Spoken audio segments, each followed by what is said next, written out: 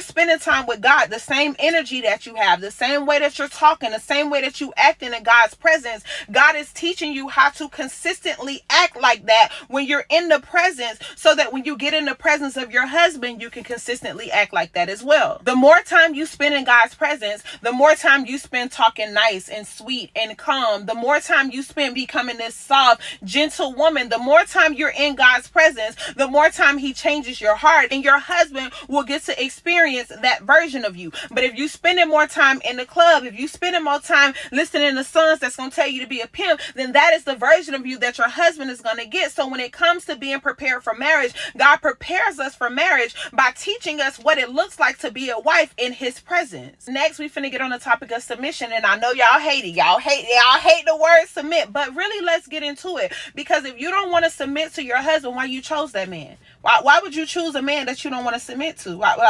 It's not making sense. I want you to kind of think about it as a mentor, right? You choose your mentors. If you ever had a mentor, you would choose your mentor based on somebody that you would be okay with walking in their footsteps. You would be okay with following their lead. The same thing applies to your husband. So God teaches us how to be good followers in our relationship with him. We must submit to God. We must surrender to God. We must go to God and talk about the things that's on our mind, and talk about the things that's on our heart, and the different concerns that we have. We take them to God in prayer. And when we take them to God in prayer, we don't take them with yelling and cursing. We take them gently. We take them in a kind tone, and we say, God, this is what's on my mind, and God, this is what I don't like. And we're very vulnerable and transparent when we bring these things to God. This is God once again showing us and preparing us how to be a wife, because it's the same thing. He said, wives, submit to your husband as unto the Lord. What does that mean? The same way you've been submitting to the Lord, now I want you to do that with your husband. I've taken you through the process